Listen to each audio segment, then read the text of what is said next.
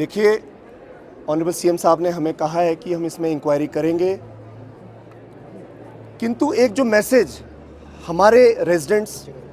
हमारे पूरे डॉक्टर्स जो मेडिकल फ्रेटर्निटी को गया है, उनकी रिजेंटमेंट, उनकी ह्यूमिलिएशन इतनी ज़्यादा है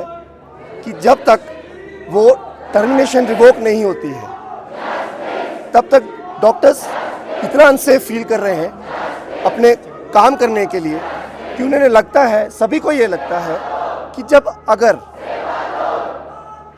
6 घंटे के अंदर आपकी सस्पेंशन होती है और 48 घंटे के अंदर अगर आपको टर्मिनेट कर दिया जाता है और 8 से 10 साल का करियर एकदम से ही आपका समाप्त हो जाता है, तो जो 24 घंटे के अंदर किसी को टर्मिनेट किया जाता है तो क्या उस चीज़ को उसी पीरियड के दौरान क्या रिवोक भी तो कर दिया जा सकता है।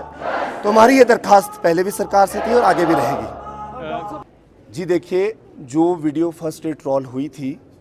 उसमें डॉक्टर के द्वारा भी दिखाया गया है कि मारपीट हुई है, और जब भी कोई घटनाक्रम होता है मैं पहले दिन से यही बात कर रहा हूँ कि उसके हमेशा 2 पहलू होते हैं। प्रोवोकेशन क्यों हुई, इंस्टिगेट वो क्यों हुए, क्यों ऐसे सर्कमस्टेंसेस पैदा हुए। आफ्टर ऑल डॉक्टर भी एक ह्यूमन है। ठीक है, मान लिया मिसकंडक्ट वॉज देयर, हमने कहा है, मान लिया मिसकंडक्ट इज देयर, उसके लिए हमने भी ये भी देख लिया कि सरकार ने उनको 6 घंटे का सस्पेंशन कर दिया। ठीक है, ही वॉज बीन सस्पेंडेड, परंतु with in 48 hours discipline committee के द्वारा उन्हें टर्मिनेट कर दिया जाता है। टर्मिनेट कर दिया जाता है कि 10 से 12 साल का करियर आदमी का, जो एमबीबीएस पहले प्री मेडिकल टेस्ट करके एमबीबीएस में आता है, फिर एमबीबीएस के बाद वो एंट्रेंस एग्जाम करके वो पोस्ट ग्रेजुएशन में आता है,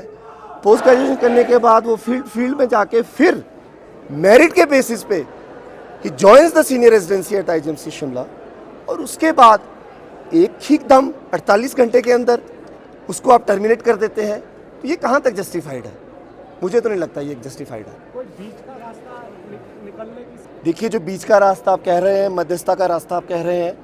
अब उस बारे में तो मैं अभी कोई कहना नहीं चाहूँगा। जो हमारे डॉक्टर राघव हैं वो क्या कहते हैं इसमें, जब ये शुरुआत हुई है तो डॉक्टर राघव ने तो मुझे यही कहा कि मैं इस टाइम पे इतना परेशान हूँ कि भाई मेरा सारा करियर ख़त्म हो चुका है और मेरी डिग्निटी स्टेक पे है। स्टेक पे क्या है, मतलब एक ह्यूमिलिएशन जो वो फील कर रहा है वो आदमी, वो तो यही इस टाइम यही कहना चाहेगा कि जो मेरी टर्मिनेशन है उसको काइंडली रिवोक किया जाए। लेकिन बड़ी बात ये है डॉक्टर राघव से जब हमारे तथ्य की आप बात कर रहे हैं, डॉक्टर राघव ने जो आपसे बात करी है उस बारे में तो मैं कुछ नहीं कहना चाहता, क्योंकि मेरे नॉलेज में वो बात अभी तो नहीं है। परंतु मैं सिर्फ एक ही बात ये कहना चाहूँगा कि अगर जो आप मध्यस्थता की जो आप बात कह रहे हैं उसमें तो मैं अभी कोई भी कमेंट नहीं करना चाहूँगा, कि सिर्फ मैं एक ही बात कहना चाहूँगा, सरकार से मेरा आग्रह है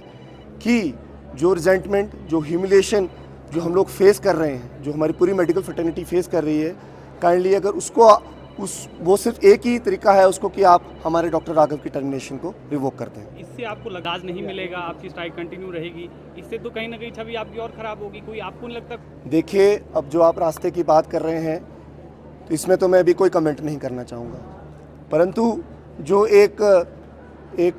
नेगेटिव नैरेटिव जो डॉक्टर्स के लिए भी गया है इस इंसिडेंट के बाद, अगर हम कोई मरीज़ वार्ड में देखते हैं या हम कोई मरीज़ अपने ओपीडी में देखते हैं या इमरजेंसी में देखते हैं तो हमें पता होता है कि प्रायोरिटी ट्रायज क्या है। अगर कोई मरीज़ हमें आके ये बोलता है कि हमें पहले देखिए जी, आप हमें पहले देखिए वरना हम आपको टर्मिनेट करा देंगे, तो एक तरह का इतना अनसेफ एनवायरनमेंट डॉक्टर्स के लिए पैदा हो चुका है कि इस अनसेफ एनवायरनमेंट में काम कैसे करेगा डॉक्टर